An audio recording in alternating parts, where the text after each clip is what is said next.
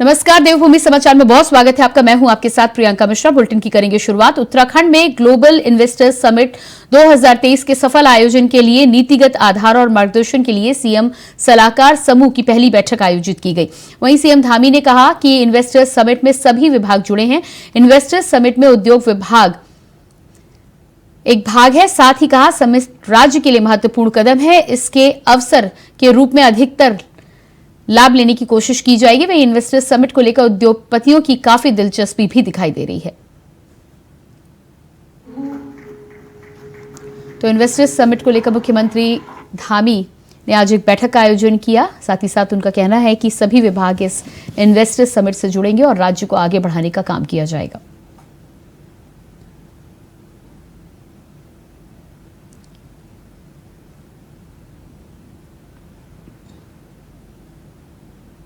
उत्तराखंड में दिसंबर महीने में इन्वेस्टर्स समिट का आयोजन होना है, जिसको लेकर मुख्यमंत्री पुष्कर सिंह धामी के द्वारा इन्वेस्टर्स समिट के लोगो को आज लॉन्च किया गया। इस दौरान उन्होंने समिट के लिए वेबसाइट को भी लॉन्च किया।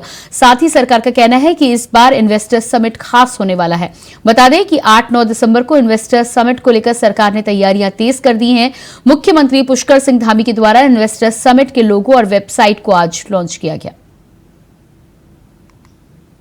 आज जो हमारी ग्लोबल इन्वेस्टर समिट है 2023 की, उसका लोगो और वेबसाइट लॉन्च हो गई है और ये लगातार आज हमारा विधिवत रूप से अब जो काम है औपचारिक रूप से वो प्रारंभ हो गया है।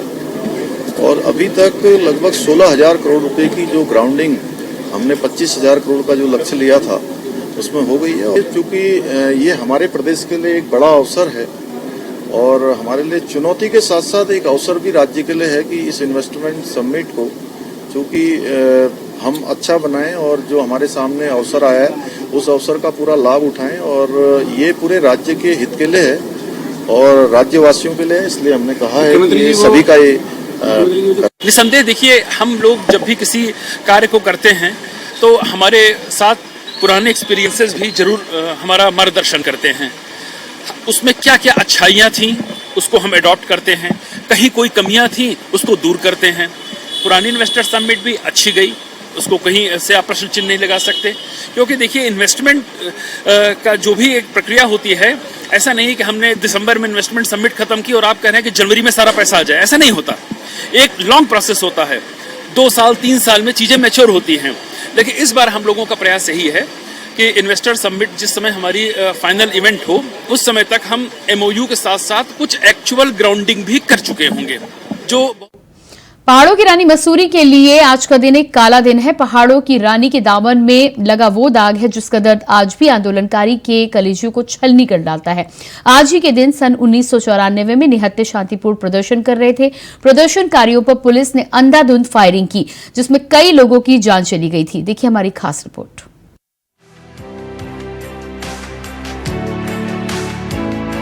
पहाड़ों की रानी मसूरी को आप उसकी खूबसूरत वादियों के लिए जानते होंगे, वहाँ के पर्यटन के लिए जानते होंगे, लेकिन शायद ही पहाड़ों की रानी मसूरी और 2 सितंबर के इतिहास को जानते होंगे। ये दिन मसूरी के लिए एक काला दिन है। इसी दिन सन 1994 को पृथकराज उत्तराखंड की मांग को लेकर प्रदर्शनकारी शांतिपूर्ण प्रदर्शन कर रहे थे।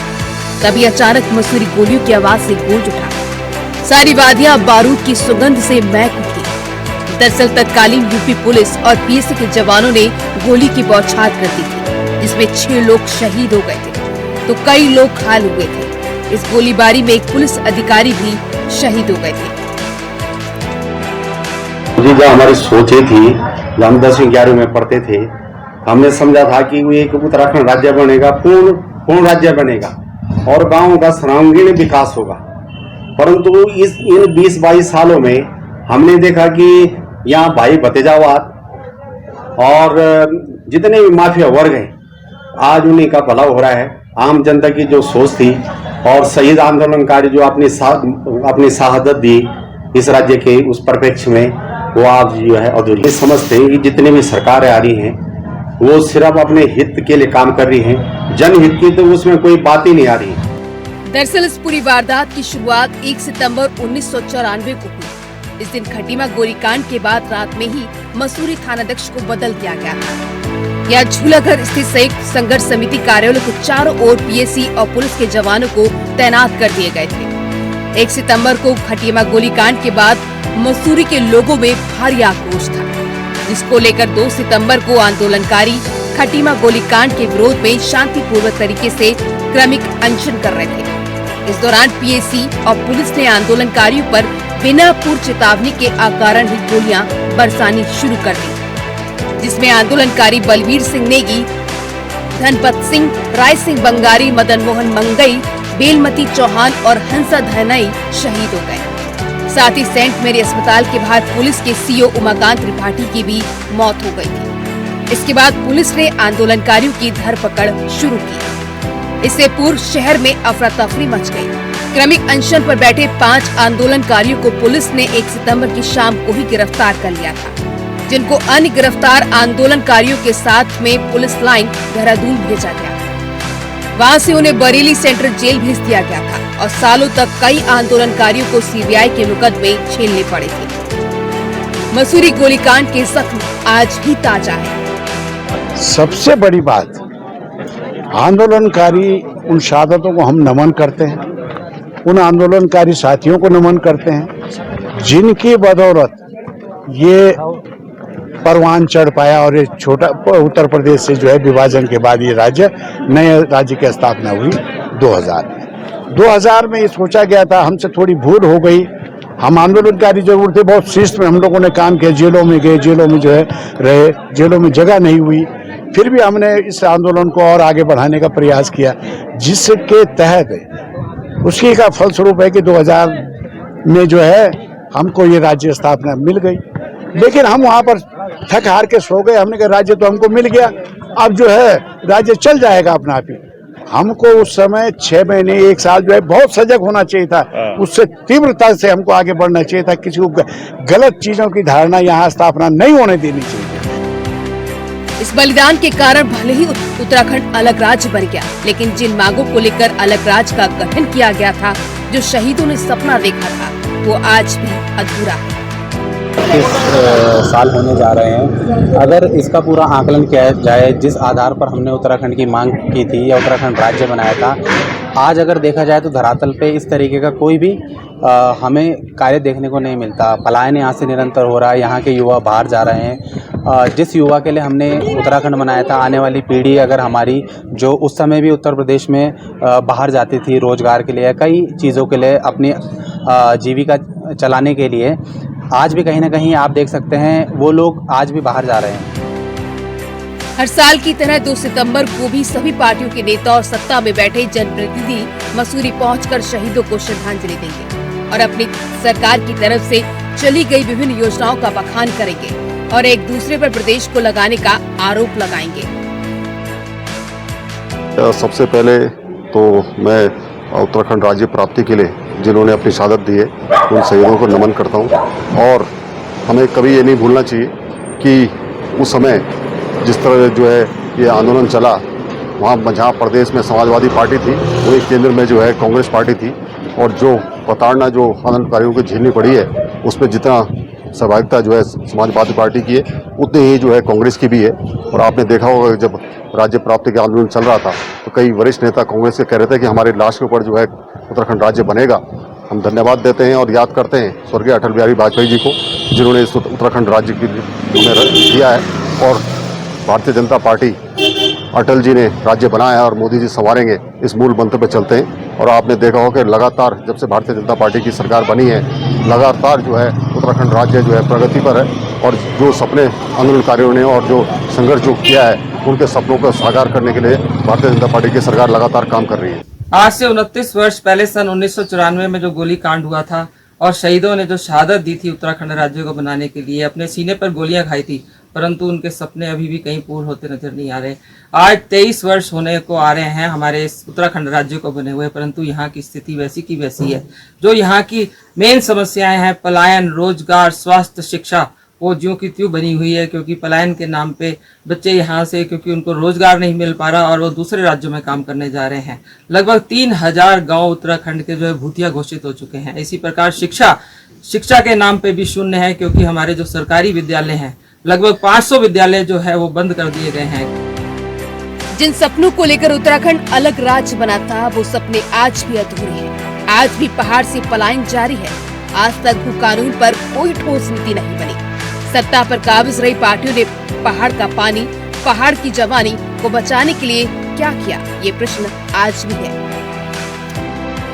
मसूरी गोलीकांड की 29वीं बरसी पर मुख्यमंत्री पुष्कर सिंह धामी मसूरी के शहीद स्थल पहुंचे और वहां पर उन्होंने शहीदों को श्रद्धांजलि अर्पित कर उन्हें याद किया। इस मौके पर पुष्कर सिंह धामी ने कहा कि प्रदेश सरकार लगातार आंदोलनकारी और जो शहीद हुए हैं उत्तराखंड के, उनके सपनों का उत्तराखंड बनाने के लिए लगातार काम कर रही है।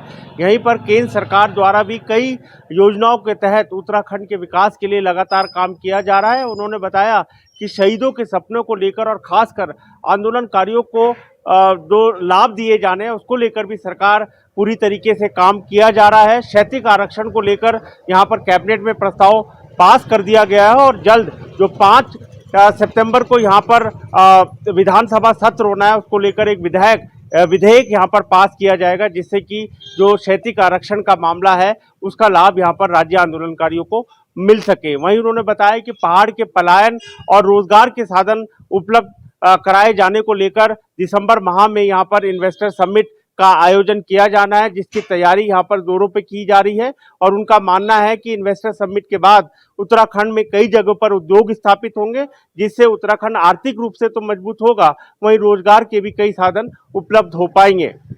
मैं अपने सहयोगी दीपक बंसवाल के साथ Sunil Sonkar, India voice, Mussoorie.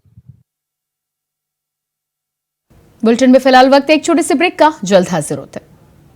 Break के बाद स्वागत है आपका। बात करेंगे अगली खबर की। मसूरी गोलीकांड की 29वीं बरसी पर सीएम पुष्कर सिंह धामी मसूरी के शहीद स्थल पर पहुंचे, जहां उन्होंने शहीद स्मारक पर पुष्प अर्पित कर शहीदों को श्रद्धांजलि दी।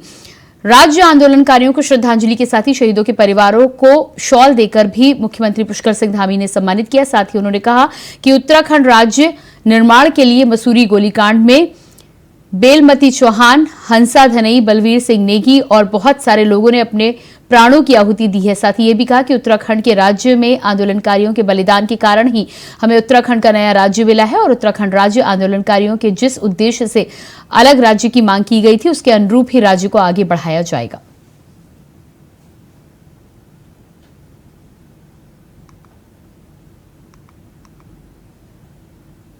वासियों को ये संकल्प लेना है कि हम उत्तराखंड के जो शहीद हैं, उत्तराखंड के जो आंदोलनकारी हैं, उनके सपनों के अनुरूप, उनके आशाओं के अनुरूप उत्तराखंड राज्य के निर्माण में अपना योगदान देंगे।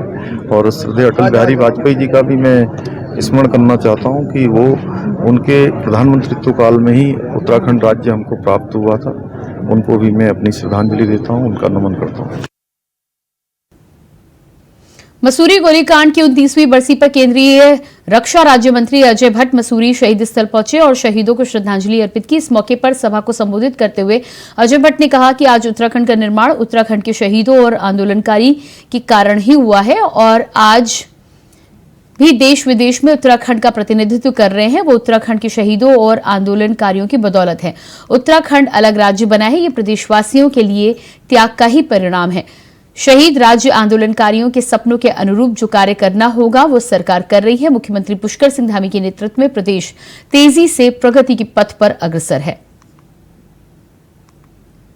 नहीं जाएं, वो सफलता पाते हैं। जो बहुत चालाकी से काम करते हैं, मेरा बेटा, मेरी बेटी, मेरा भतीजा, मेरे रिश्तेदार कल को प्रधानमंत्री बने या हमारा ही वर्चस्व रहे, इस तरह से जो मिलते हैं उनकी यूनिटी हो ही नहीं सकती है, क्योंकि सबके उद्देश्य अलग अलग हैं। जो कल तक एक दूसरे पर भ्रष्टाचार के आरोप लगाते थे, गरियाते थे, आज वो गलबैया मिला के चल रहे हैं, तो आप समझ सकते हैं कि उनका फ्यूचर क्या होगा।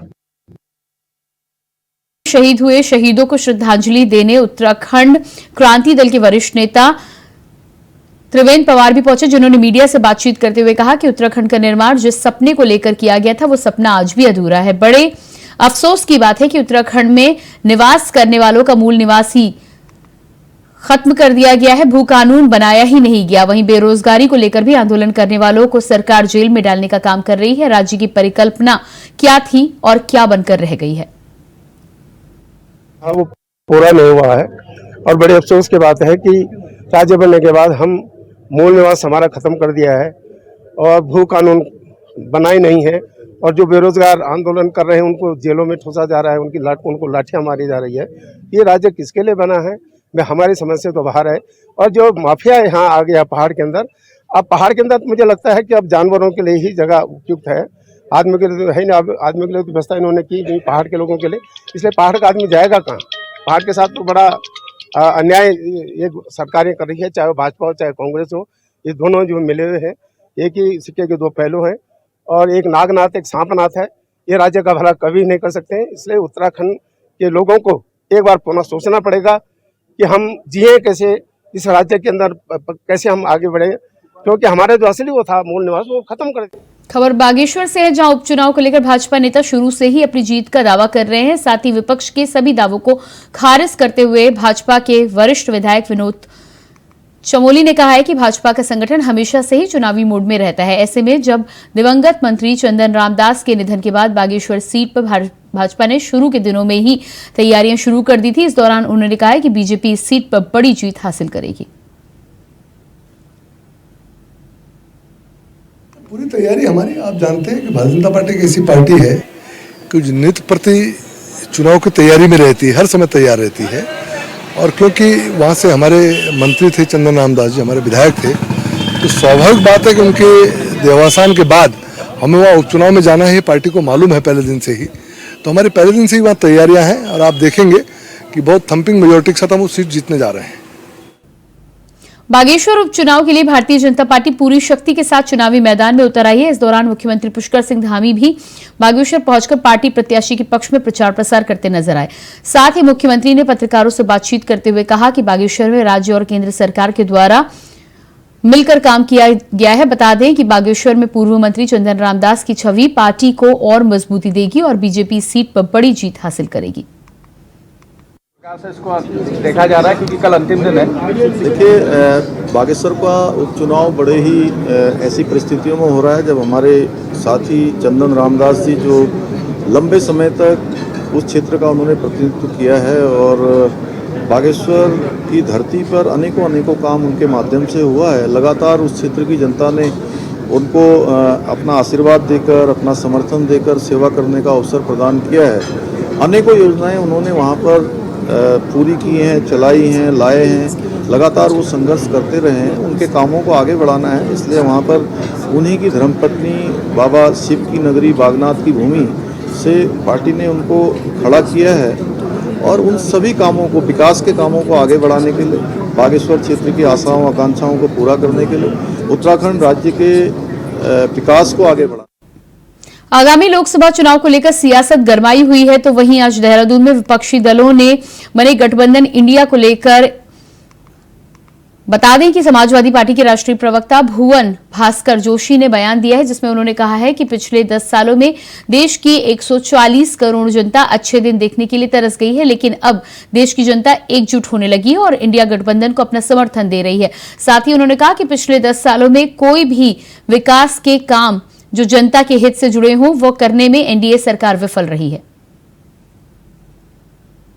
पार की जो भावना है, किसी भी दल को अगर कोई सीटों का घाटा हो जाए, सब लोग उस सीट के घाटे को खाने को तैयार है, लेकिन देश बचना चाहिए, संविधान बचना चाहिए, लोकतंत्र बचना चाहिए। ये लड़ाई बड़ी है। 140 करोड़ लोगों की भावना का खेत, भावना का जो माध्यम है वो इंडिया है और इंडिया जीतेगा, इंडिया संवरेगा। तो निश्चित तौर पे आप लोगों के, हमारे घरों में भी थोड़ी खुशी आएगी, क्योंकि खुशी को देखने को भी 10 साल से आंखें तरस गई है, अच्छे दिन देखने को आंखें तरस गई।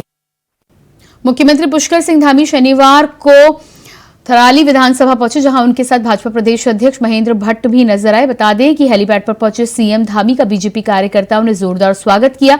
इस दौरान सीएम धामी ने थराली विधानसभा क्षेत्र में आपदा से हुए नुकसान का जायजा लिया। साथ ही कहा कि सरकार आपदा प्रभावितों की हर संभव मदद के लिए तैयार है। सरकार प्रयास कर रही है कि जल्द से जल्द स्थितियों को सामान्य किया जा सके।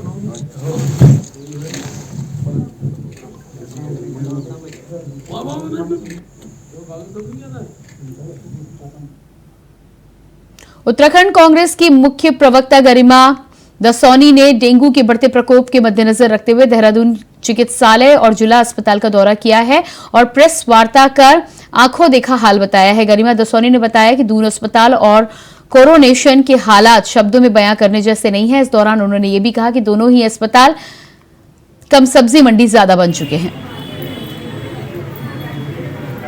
बेड तो पूरे फुल है, एक भी बेड खाली नहीं है यहाँ पे और स्टाफ बहुत कम है। नहीं, और जो मरीज बाहर कतार में लगे हैं अपना सैंपल लेके, उनको कहाँ एकोमोडेट करोगे आप? हमारे यहाँ तो फुल है, वही है कि जो डिस्चार्ज होने वाले हैं उनका वेट करते हैं कि जो डिस्चार्ज होगा उसके नेक्स्ट पेशेंट आएगा। तो बेसिकली आप दोनों का ये मानना है कि स्टाफ की बहुत कमी है और वर्कलोड बहुत ज़्यादा है। नर्सिंग स्टाफ भी 4th क्लास भी। और डॉक्टर्स तो हैं, डॉक्टर्स हैं, नर्सिंग स्टाफ नहीं है। लेकिन मुझे तो डॉक्टर्स कहीं दिखाई नहीं पड़ रहे राउंड लेते हुए। राउंड तो हो गया, सुबह हो गया डॉक्टर्स का राउंड किया दोनों अस्पताल और कोरोनेशन का, क्योंकि बहुत ज्यादा शिकायतें मिल रही थी कि डेंगू जिस तरह से विकराल रूप प्रदेश के अंदर ले चुका है, उसके बावजूद जो सरकारी इंतजाम हैं वो नाकाफी हैं। लोगों को ये चिंता थी कि जो परिजन उनके एडमिट हैं उनका रख रखाव या उनका इलाज ठीक से नहीं हो रहा। और वाकई यकीन मानिए जब मैं वहां पहुंची तो दोनों ही अस्पतालों का हाल कहीं से कहीं तक अस्पतालों जैसा नहीं, सब्जी मंडी जैसा था। कोई रोक नहीं, कोई टोक नहीं, किसी को भी आने जाने पर कोई टाइमिंग्स नहीं। मरीज के बिस्तर पर 4-4 लोग बैठे हैं, आईसीयू का एसी काम नहीं कर रहा, आईसीयू के पंखे काम नहीं कर रहे, स्टाफ का टोटा पड़ा हुआ है। इतने मरीज वहां हैं और 150-200 कतार में लगे हुए हैं अपना सैंपल लेकर ब्लड का। और क्यों काउंटर्स ज्यादा नहीं खोले जा सकते सैंपल कलेक्शन के? क्यों काउंटर्स ज्यादा नहीं खोले जा सकते रिपोर्ट्स देने के लिए? क्यों अतिरिक्त लोगों की सेवाएं नहीं ली जा सकती?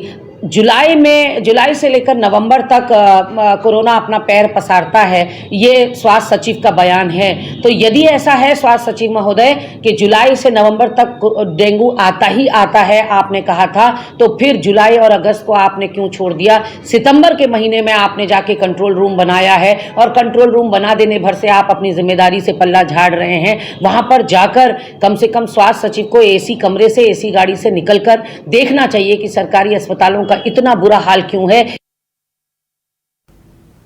देवभूमि समाचार में फिलहाल इतना ही। खबरों के लिए बने रहिए इंडिया वॉइस के साथ। नमस्कार।